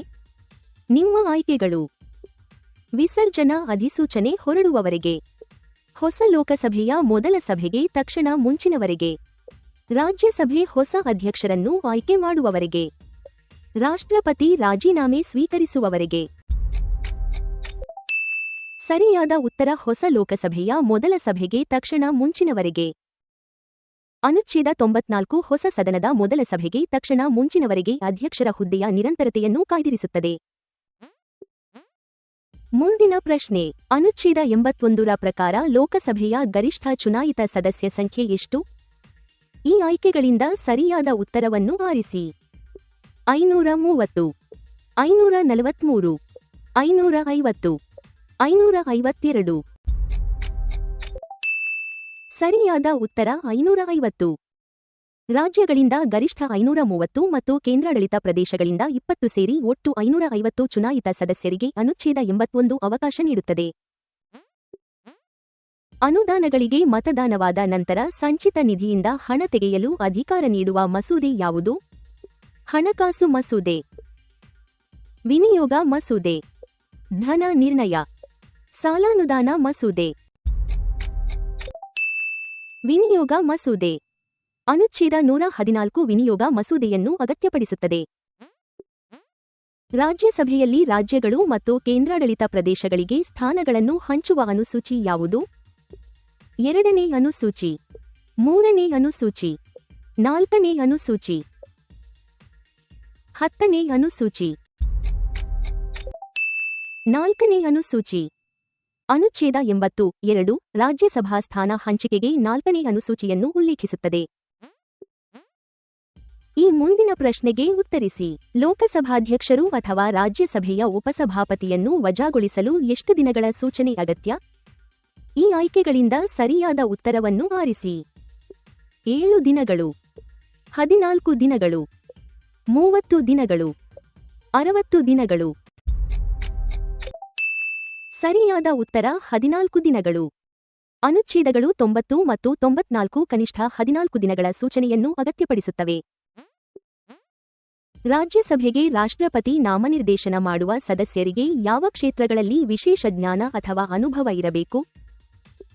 ಕೃಷಿ, ಕಾನೂನು, ವೈದ್ಯಕೀಯ ಮತ್ತು ರಕ್ಷಣಾ ಕ್ಷೇತ್ರಗಳು. ಸಾಹಿತ್ಯ, ವಿಜ್ಞಾನ, ಕಲೆ ಮತ್ತು ಸಮಾಜ ಸೇವೆ. ವಾಣಿಜ್ಯ, ಕೈಗಾರಿಕೆ, ಬ್ಯಾಂಕಿಂಗ್ ಮತ್ತು ತೆರಿಗೆ.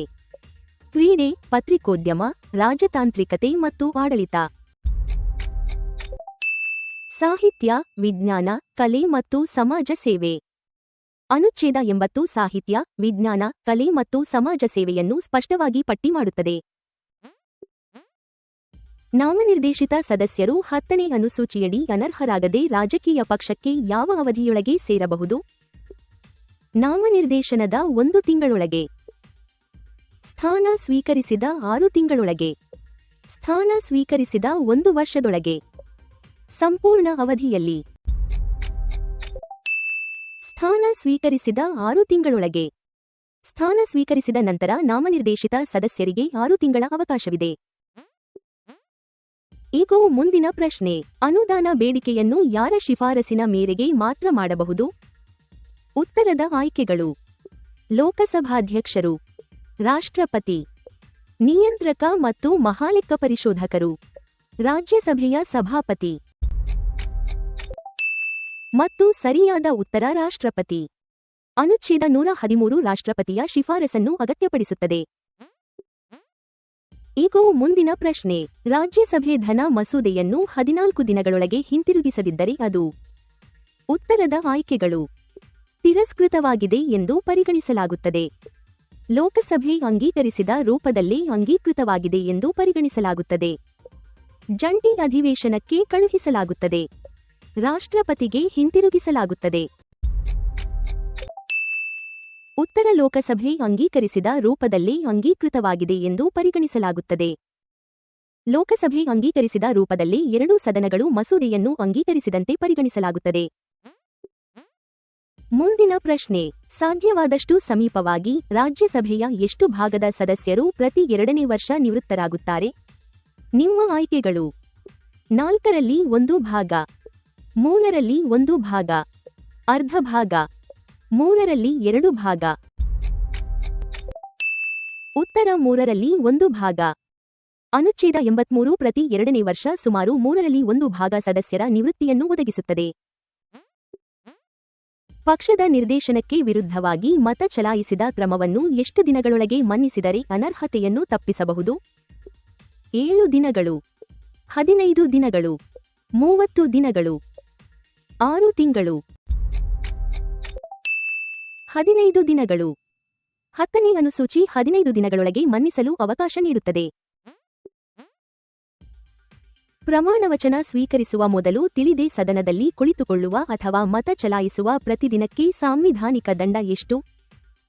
100 ರೂಪಾಯಿ, 500 ರೂಪಾಯಿ, 1000 ರೂಪಾಯಿ, 5000 ರೂಪಾಯಿ,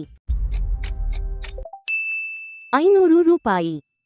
ಅನುಚ್ಛೇದ 104 ಪ್ರತಿದಿನಕ್ಕೆ 500 ರೂಪಾಯಿ ದಂಡವನ್ನು ನಿಗದಿಪಡಿಸುತ್ತದೆ. 2ನೇ ಸದನವು ಮಸೂದೆಯನ್ನು ಎಷ್ಟು ಕಾಲಕ್ಕಿಂತ ಹೆಚ್ಚು ಬಾಕಿ ಇಟ್ಟರೆ ಜಂಟಿ ಅಧಿವೇಶನವನ್ನು ಕರೆಯಬಹುದು? 4 ತಿಂಗಳು, 6 ತಿಂಗಳು, 1 ವರ್ಷ, 2 ವರ್ಷ. 6 ತಿಂಗಳು. ನಿಗದಿತ ಮುಂದೂಡಿಕೆ ಅಥವಾ ಅಧಿವೇಶನ ವಿರಾಮದ ಅವಧಿಗಳನ್ನು ಹೊರತುಪಡಿಸಿ 6 ತಿಂಗಳಿಗಿಂತ ಹೆಚ್ಚು ವಿಳಂಬವಾದರೆ ಅನುಚ್ಛೇದ 108ರ ಅಡಿಯಲ್ಲಿ ಅಡೆತಡೆ ಉಂಟಾಗುತ್ತದೆ. ಪ್ರಶ್ನೆ ಸಂಖ್ಯೆ 76. ಇಲಾಖಾ ಸಂಬಂಧಿತ ಸ್ಥಾಯಿ ಸಮಿತಿಗಳು ಮುಖ್ಯವಾಗಿ ಯಾವುದನ್ನು ಪರಿಶೀಲಿಸುವ ಮೂಲಕ ಸಂಸತ್ತಿಗೆ ನೆರವಾಗುತ್ತವೆ? ಉತ್ತರದ ಆಯ್ಕೆಗಳು: ಚುನಾವಣಾ ವಿವಾದಗಳನ್ನು ಮಾತ್ರ, ಅನುದಾನ ಬೇಡಿಕೆಗಳು, ಮಸೂದೆಗಳು ಮತ್ತು ಸಚಿವಾಲಯಕ್ಕೆ ಸಂಬಂಧಿಸಿದ ವಿಷಯಗಳು, ರಾಷ್ಟ್ರಪತಿಯ ಕ್ಷಮಾದಾನಗಳು, ನ್ಯಾಯಾಂಗ ನೇಮಕಾತಿಗಳು ಮಾತ್ರ. ಸರಿಯಾದ ಉತ್ತರ ಅನುದಾನ ಬೇಡಿಕೆಗಳು, ಮಸೂದೆಗಳು ಮತ್ತು ಸಚಿವಾಲಯಕ್ಕೆ ಸಂಬಂಧಿಸಿದ ವಿಷಯಗಳು. ಈ ಸ್ಥಾಯಿ ಸಮಿತಿಗಳು ಸಚಿವಾಲಯಗಳು, ಅನುದಾನ ಬೇಡಿಕೆಗಳು ಮತ್ತು ಅವುಗಳಿಗೆ ಕಳುಹಿಸಲಾದ ಮಸೂದೆಗಳನ್ನು ವಿವರವಾಗಿ ಪರಿಶೀಲಿಸುತ್ತವೆ. ಮುಂದಿನ ಪ್ರಶ್ನೆಗೆ ಹೋಗೋಣ.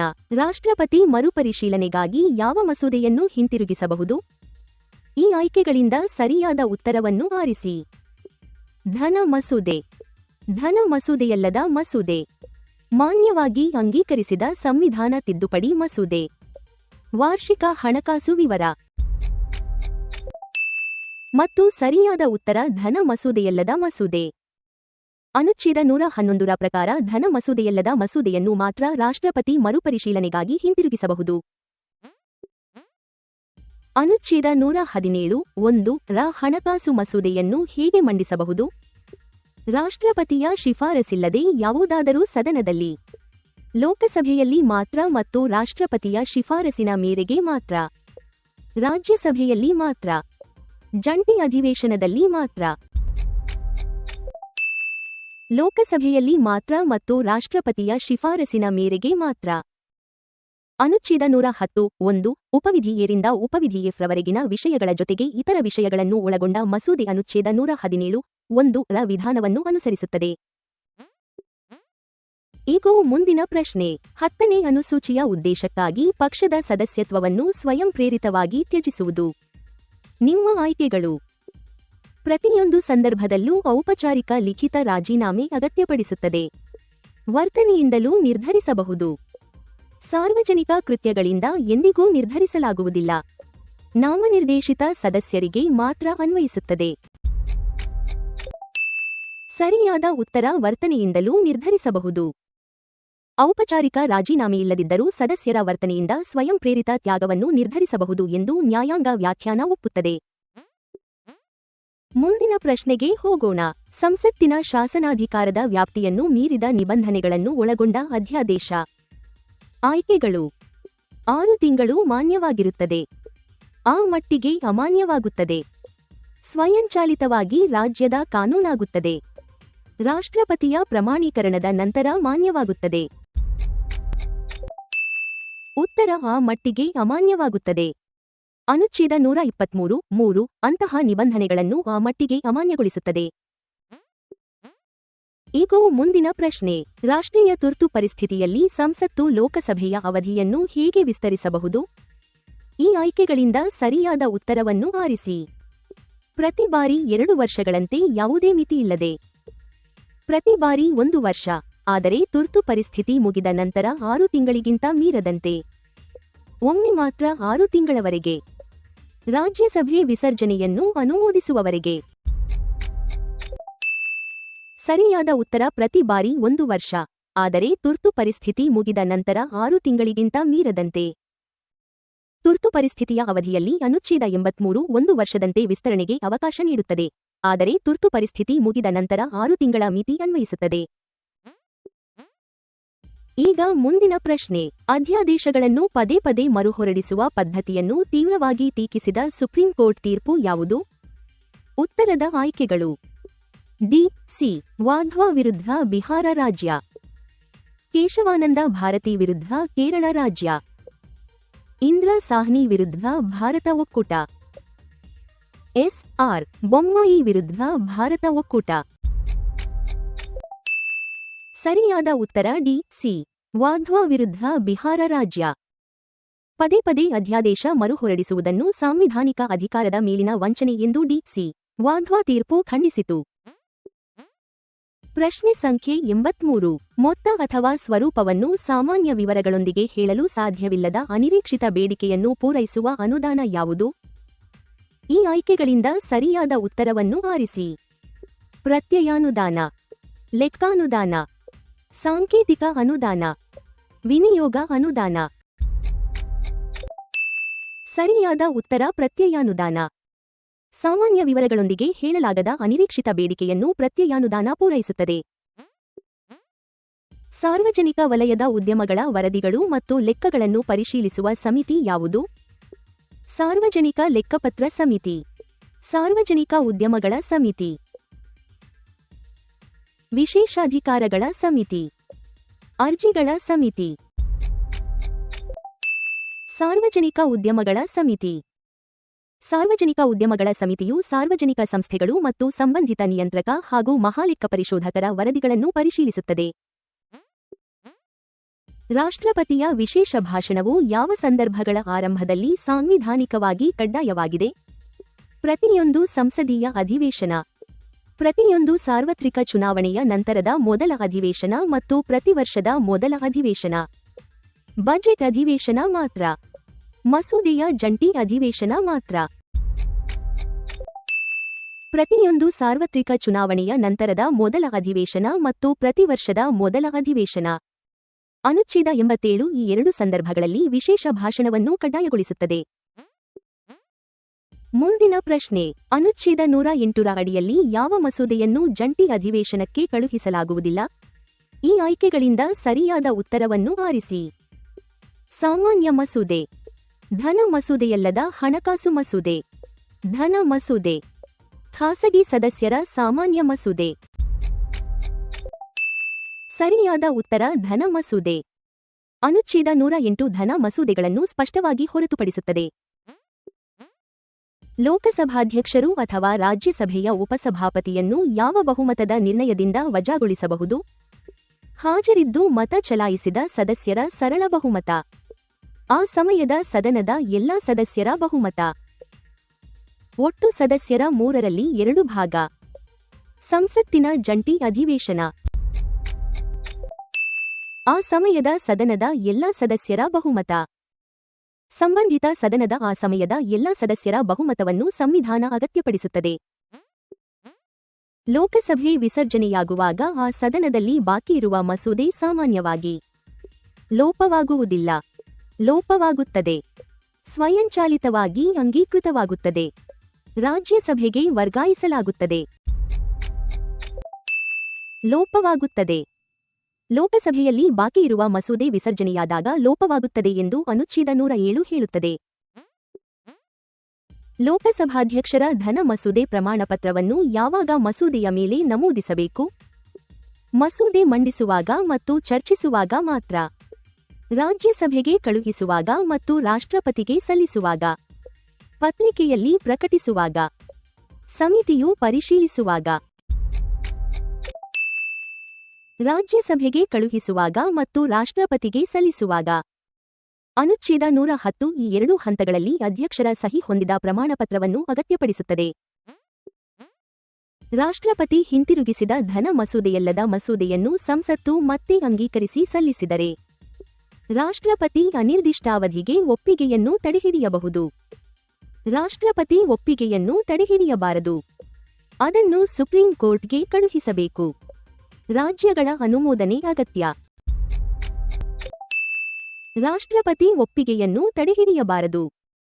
ಹಿಂತಿರುಗಿಸಿದ ಮಸೂದೆಯನ್ನು ಸಂಸತ್ತು ಮತ್ತೆ ಅಂಗೀಕರಿಸಿದ ನಂತರ ರಾಷ್ಟ್ರಪತಿಯ ಒಪ್ಪಿಗೆ ಕಡ್ಡಾಯವೆಂದು ಅನುಚ್ಛೇದ 111 ಹೇಳುತ್ತದೆ. ಈಗ ಮುಂದಿನ ಪ್ರಶ್ನೆ. ಲೋಕಸಭಾಧ್ಯಕ್ಷರ ವಜಾ ನಿರ್ಣಯವನ್ನು ಪರಿಗಣಿಸುವಾಗ ಅಧ್ಯಕ್ಷರು ಆಯ್ಕೆಗಳು ಇಲ್ಲಿವೆ. ಮಾತನಾಡಲು ಮತ ಚಲಾಯಿಸಲು ಸಾಧ್ಯವಿಲ್ಲ. ಮಾತನಾಡಿ ಮೊದಲ ಹಂತದಲ್ಲಿ ಮತ ಚಲಾಯಿಸಬಹುದು, ಆದರೆ ನಿರ್ಣಾಯಕ ಮತ ಚಲಾಯಿಸಲಾಗುವುದಿಲ್ಲ.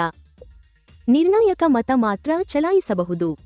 ಸಾಮಾನ್ಯವಾಗಿ ಅಧ್ಯಕ್ಷತೆ ವಹಿಸಿ ಮತ ಚಲಾಯಿಸಬಹುದು. ಉತ್ತರ: ಮಾತನಾಡಿ ಮೊದಲ ಹಂತದಲ್ಲಿ ಮತ ಚಲಾಯಿಸಬಹುದು, ಆದರೆ ನಿರ್ಣಾಯಕ ಮತ ಚಲಾಯಿಸಲಾಗುವುದಿಲ್ಲ. ಅನುಚ್ಛೇದ 96 ಭಾಗವಹಿಸುವಿಕೆ ಮತ್ತು ಮೊದಲ ಮತಕ್ಕೆ ಅವಕಾಶ ನೀಡುತ್ತದೆ. ಸಮಮತದ ಸಂದರ್ಭದಲ್ಲಿ ನಿರ್ಣಾಯಕ ಮತಕ್ಕೆ ಅವಕಾಶ ನೀಡುವುದಿಲ್ಲ. ಮುಂದಿನ ಪ್ರಶ್ನೆ. ಸಂಸತ್ತಿನ 2 ಸದನಗಳು ಬೇರೆ ಬೇರೆ ದಿನಗಳಲ್ಲಿ ಮರುಸೇರಿದರೆ ಅಧ್ಯಾದೇಶದ 6 ವಾರಗಳ ಅವಧಿ ಯಾವ ದಿನಾಂಕದಿಂದ ಆರಂಭವಾಗುತ್ತದೆ? ಆಯ್ಕೆಗಳು. ಮೊದಲಿನ ದಿನಾಂಕದಿಂದ, ನಂತರದ ದಿನಾಂಕದಿಂದ, ಲೋಕಸಭೆ ಸೇರಿದ ದಿನಾಂಕದಿಂದ, ರಾಜ್ಯಸಭೆ ಸೇರಿದ ದಿನಾಂಕದಿಂದ. ಮತ್ತು ಸರಿಯಾದ ಉತ್ತರ ನಂತರದ ದಿನಾಂಕದಿಂದ. ಅನುಚ್ಛೇದ 123ರ ವಿವರಣೆ ನಂತರದ ಮರುಸೇರಿಕೆಯ ದಿನಾಂಕವನ್ನು ಬಳಸುತ್ತದೆ. ಧನ ಮಸೂದೆ ಮತ್ತು ಅನುಚ್ಛೇದ 117(1) ರ ಹಣಕಾಸು ಮಸೂದೆಯ ನಡುವಿನ ವ್ಯತ್ಯಾಸವನ್ನು ಸರಿಯಾಗಿ ಹೇಳುವ ಹೇಳಿಕೆ ಯಾವುದು? 2 ಅನುಚ್ಛೇದ 110ರ ವಿಷಯಗಳನ್ನು ಮಾತ್ರ ಒಳಗೊಂಡಿರಬೇಕು. ಹಣಕಾಸು ಮಸೂದೆಯು ಅನುಚ್ಛೇದ 110ರ ವಿಷಯಗಳ ಜೊತೆಗೆ ಇತರ ನಿಬಂಧನೆಗಳನ್ನು ಒಳಗೊಂಡಿರಬಹುದು. ಧನ ಮಸೂದೆಯನ್ನು ಯಾವುದಾದರೂ ಸದನದಲ್ಲಿ ಮಂಡಿಸಬಹುದು. ರಾಜ್ಯಸಭೆ ಧನ ಮಸೂದೆಯನ್ನು ಅಂತಿಮವಾಗಿ ತಿದ್ದುಪಡಿ ಮಾಡಬಹುದು. ಹಣಕಾಸು ಮಸೂದೆಯು ಅನುಚ್ಛೇದ 110ರ ವಿಷಯಗಳ ಜೊತೆಗೆ ಇತರ ನಿಬಂಧನೆಗಳನ್ನು ಒಳಗೊಂಡಿರಬಹುದು. ಮೊದಲ ವರ್ಗದ ಹಣಕಾಸು ಮಸೂದೆಯು ನಿರ್ದಿಷ್ಟ ಹಣಕಾಸು ವಿಷಯಗಳನ್ನು ಇತರ ಶಾಸನಾತ್ಮಕ ನಿಬಂಧನೆಗಳೊಂದಿಗೆ ಸಂಯೋಜಿಸುತ್ತದೆ. ಅಧ್ಯಕ್ಷೀಯ ಅಧಿಕಾರಿಯ ಪಕ್ಷಾಂತರ ತೀರ್ಮಾನವು ನ್ಯಾಯಾಂಗ ಪರಿಶೀಲನೆಗೆ ಒಳಪಟ್ಟಿದೆ ಎಂದು ದೃಢಪಡಿಸಿದ ಪ್ರಕರಣ ಯಾವುದು? ಕಿಹೋಟೋ ಹೊಲ್ಲೊಹಾನ್ ವಿರುದ್ಧ ಜಚಿಲ್ಲು, ಗೋಲಕನಾಥ್ ವಿರುದ್ಧ ಪಂಜಾಬ್ ರಾಜ್ಯ, ಮಿನರ್ವಾ ಮಿಲ್ಸ್ ವಿರುದ್ಧ ಭಾರತ ಒಕ್ಕೂಟ, ಶ್ರೇಯಾ ಸಿಂಘಾಲ್ ವಿರುದ್ಧ ಭಾರತ ಒಕ್ಕೂಟ. ಕಿಹೋಟೋ ಹೊಲ್ಲೊಹಾನ್ ವಿರುದ್ಧ ಜಚಿಲ್ಲು. ಕಿಹೋಟೋ ಹೊಲ್ಲೊಹಾನ್ ತೀರ್ಪು ಪಕ್ಷಾಂತರ ಕಾನೂನಿನ ಮೂಲ ಭಾಗವನ್ನು ಮಾನ್ಯಗೊಳಿಸಿ ತೀರ್ಮಾನದ ನ್ಯಾಯಾಂಗ ಪರಿಶೀಲನೆಗೆ ಅವಕಾಶ ನೀಡಿತು. ಈಗ ಮುಂದಿನ ಪ್ರಶ್ನೆ. ನಿರ್ದಿಷ್ಟ ಕಾರ್ಯಕ್ಕಾಗಿ ರಚಿಸಿ ವರದಿ ಸಲ್ಲಿಸಿದ ನಂತರ ವಿಸರ್ಜಿಸುವ ಸಂಸದೀಯ ಸಮಿತಿಯನ್ನು ಸಾಮಾನ್ಯವಾಗಿ ಏನೆಂದು ಕರೆಯಲಾಗುತ್ತದೆ? ಆಯ್ಕೆಗಳು. ಹಣಕಾಸು ಸಮಿತಿ, ತಾತ್ಕಾಲಿಕ ಸಮಿತಿ, ಸಾಂವಿಧಾನಿಕ ಪೀಠ, ಶಾಸನಬದ್ಧ ಆಯೋಗ. ಸರಿಯಾದ ಉತ್ತರ ತಾತ್ಕಾಲಿಕ ಸಮಿತಿ. ತಾತ್ಕಾಲಿಕ ಸಮಿತಿಗಳು ನಿರ್ದಿಷ್ಟ ಉದ್ದೇಶಕ್ಕಾಗಿ ರಚಿಸಲಾದ ತಾತ್ಕಾಲಿಕ ಸಂಸ್ಥೆಗಳಾಗಿವೆ. ಶಾಸನ ಪಕ್ಷದ 3ರಲ್ಲಿ 1 ಭಾಗದ ವಿಭಜನೆಗೆ ಇದ್ದ ಹಳೆಯ ರಕ್ಷಣೆಯನ್ನು ಯಾವ ತಿದ್ದುಪಡಿ ತೆಗೆದುಹಾಕಿತು? 52ನೇ ತಿದ್ದುಪಡಿ, 61ನೇ ತಿದ್ದುಪಡಿ, 91ನೇ ತಿದ್ದುಪಡಿ, 103ನೇ ತಿದ್ದುಪಡಿ. 91ನೇ ತಿದ್ದುಪಡಿ. 91ನೇ ತಿದ್ದುಪಡಿ ವಿಭಜನೆಗೆ ಇದ್ದ ವಿನಾಯಿತಿಯನ್ನು ತೆಗೆದುಹಾಕಿತು. ಈಗ ಮುಂದಿನ ಪ್ರಶ್ನೆ. 2026ರ ಮೇ 1ರ ಸ್ಥಿತಿಯ ಸಂವಿಧಾನದ 4ನೇ ಅನುಸೂಚಿಯ ಪ್ರಕಾರ ಕರ್ನಾಟಕಕ್ಕೆ ಎಷ್ಟು ರಾಜ್ಯಸಭಾ ಸ್ಥಾನಗಳನ್ನು ಹಂಚಲಾಗಿದೆ? ಆಯ್ಕೆಗಳು. 10 ಸ್ಥಾನಗಳು, 11 ಸ್ಥಾನಗಳು, 12 ಸ್ಥಾನಗಳು, 14 ಸ್ಥಾನಗಳು. ಉತ್ತರ 12 ಸ್ಥಾನಗಳು. 4ನೇ ಅನುಸೂಚಿ ಕರ್ನಾಟಕಕ್ಕೆ ರಾಜ್ಯಗಳ ಮಂಡಳಿಯಲ್ಲಿ 12 ಸ್ಥಾನಗಳನ್ನು ಹಂಚುತ್ತದೆ. ಪ್ರಶ್ನೆ ಸಂಖ್ಯೆ 98. ಅನುಚ್ಛೇದ 117(3) ರ ಹಣಕಾಸು ಮಸೂದೆಯನ್ನು ಯಾವುದಾದರೂ ಸದನದಲ್ಲಿ ಮಂಡಿಸಬಹುದು, ಆದರೆ ಯಾವ ಷರತ್ತಿಲ್ಲದೆ ಅದನ್ನು ಅಂಗೀಕರಿಸಲಾಗುವುದಿಲ್ಲ? ಆಯ್ಕೆಗಳು ಇಲ್ಲಿವೆ.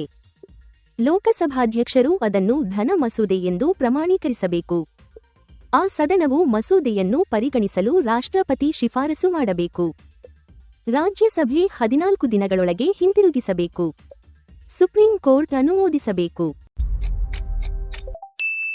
ಸರಿಯಾದ ಉತ್ತರ ಆ ಸದನವು ಮಸೂದೆಯನ್ನು ಪರಿಗಣಿಸಲು ರಾಷ್ಟ್ರಪತಿ ಶಿಫಾರಸು ಮಾಡಬೇಕು. ಅನುಚ್ಛೇದ 117(3) ಯಾವುದಾದರೂ ಸದನವು ಮಸೂದೆಯನ್ನು ಅಂಗೀಕರಿಸುವ ಮೊದಲು ರಾಷ್ಟ್ರಪತಿಯ ಶಿಫಾರಸನ್ನು ಅಗತ್ಯಪಡಿಸುತ್ತದೆ. ಮುಂದಿನ ಪ್ರಶ್ನೆಗೆ ಹೋಗೋಣ. ಅಧ್ಯಕ್ಷ ಅಥವಾ ಸಭಾಪತಿಯಂತಹ ಹುದ್ದೆಗೆ ಆಯ್ಕೆಯಾದ ಅಧ್ಯಕ್ಷೀಯ ಅಧಿಕಾರಿ ಪಕ್ಷವನ್ನು ತೊರೆದ ನಂತರ ಯಾವ ಸಂದರ್ಭದಲ್ಲಿ ಅನರ್ಹತೆಯನ್ನು ತಪ್ಪಿಸಬಹುದು? ನಿಮ್ಮ ಆಯ್ಕೆಗಳು. ಆ ನಿರ್ಗಮನವು ಆ ಹುದ್ದೆಗೆ ಆಯ್ಕೆಯಾಗುವುದರೊಂದಿಗೆ ಸಂಬಂಧಿಸಿ ಅನುಸೂಚಿಯ ಷರತ್ತುಗಳನ್ನು ಪಾಲಿಸಿದರೆ, ಸದಸ್ಯರು ತಕ್ಷಣ ಮತ್ತೊಂದು ಪಕ್ಷಕ್ಕೆ ಸೇರಿದರೆ, ರಾಷ್ಟ್ರಪತಿ ಅನುಮತಿ ನೀಡಿದರೆ, ಸದನದ 3ರಲ್ಲಿ 1 ಭಾಗ ಬೆಂಬಲಿಸಿದರೆ. ಮತ್ತು ಸರಿಯಾದ ಉತ್ತರ ಆ ನಿರ್ಗಮನವು ಆ ಹುದ್ದೆಗೆ ಆಯ್ಕೆಯಾಗುವುದರೊಂದಿಗೆ ಸಂಬಂಧಿಸಿ ಅನುಸೂಚಿಯ ಷರತ್ತುಗಳನ್ನು ಪಾಲಿಸಿದರೆ. 10ನೇ ಅನುಸೂಚಿಯ ಪರಿಚ್ಛೇದ 5 ನಿರ್ದಿಷ್ಟ ಅಧ್ಯಕ್ಷೀಯ ಅಧಿಕಾರಿಗಳಿಗೆ ಸೀಮಿತ ವಿನಾಯಿತಿ ನೀಡುತ್ತದೆ. ಈ ಮುಂದಿನ ಪ್ರಶ್ನೆಗೆ ಉತ್ತರಿಸಿ. ಲೋಕಸಭೆ ವಿಸರ್ಜನೆಯ ಸಮಯದಲ್ಲಿ ರಾಜ್ಯಸಭೆಯಲ್ಲಿ ಬಾಕಿಯಿದ್ದು ಲೋಕಸಭೆಯಿಂದ ಇನ್ನೂ ಅಂಗೀಕರಿಸದ ಮಸೂದೆ. ಆಯ್ಕೆಗಳು ಇಲ್ಲಿವೆ. ಲೋಪವಾಗುತ್ತದೆ, ಲೋಪವಾಗುವುದಿಲ್ಲ, ಧನ ಮಸೂದೆಯಾಗುತ್ತದೆ, ತಕ್ಷಣ ಜಂಟಿ ಅಧಿವೇಶನಕ್ಕೆ ಹೋಗಬೇಕು. ಸರಿಯಾದ ಉತ್ತರ ಲೋಪವಾಗುವುದಿಲ್ಲ. ಲೋಕಸಭೆಯಿಂದ ಅಂಗೀಕರಿಸದ ಮತ್ತು ರಾಜ್ಯಸಭೆಯಲ್ಲಿ ಬಾಕಿಯಿರುವ ಮಸೂದೆಯನ್ನು ಅನುಚ್ಛೇದ 107 ಉಳಿಸುತ್ತದೆ. ಎಲ್ಲ 100 ಪ್ರಶ್ನೆಗಳು ಪೂರ್ಣಗೊಂಡಿವೆ. ವೀಕ್ಷಿಸಿದ್ದಕ್ಕಾಗಿ ಧನ್ಯವಾದಗಳು. ಈ ವಿಡಿಯೋ ಇಷ್ಟವಾದರೆ ಲೈಕ್ ಮಾಡಿ, ಸ್ನೇಹಿತರೊಂದಿಗೆ ಶೇರ್ ಮಾಡಿ ಮತ್ತು ಕನ್ನಡ ನಾಲೆಡ್ಜ್ ಬ್ಯಾಂಕ್ ಚಾನೆಲ್ಗೆ ಸಬ್ಸ್ಕ್ರೈಬ್ ಮಾಡಿ. ಧನ್ಯವಾದಗಳು.